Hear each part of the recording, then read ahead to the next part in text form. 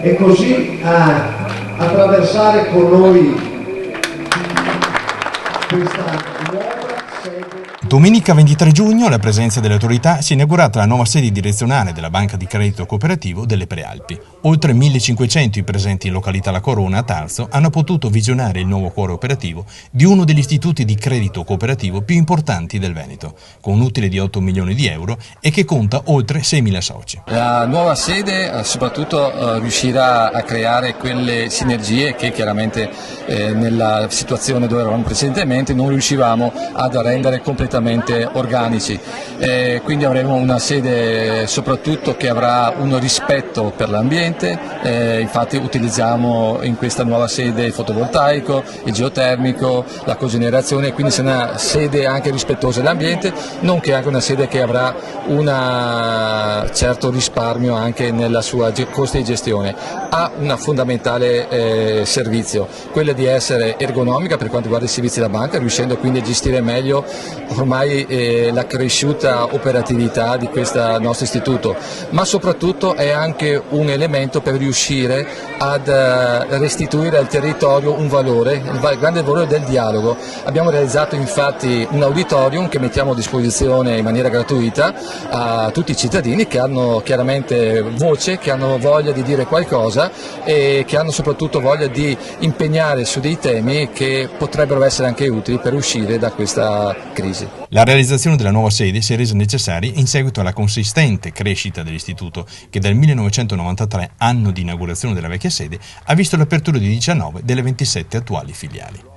Io sono convintissimo che meglio un'azienda come quella bancaria riesce ad ottimizzare i propri servizi con minori costi e più si riesce chiaramente ad aiutare le aziende, perché oggi, e lo sappiamo, l'abbiamo visto come in banche blasonate, il problema delle banche poi si riversa nel territorio. Se invece la banca riesce a gestire e soprattutto ad essere snella,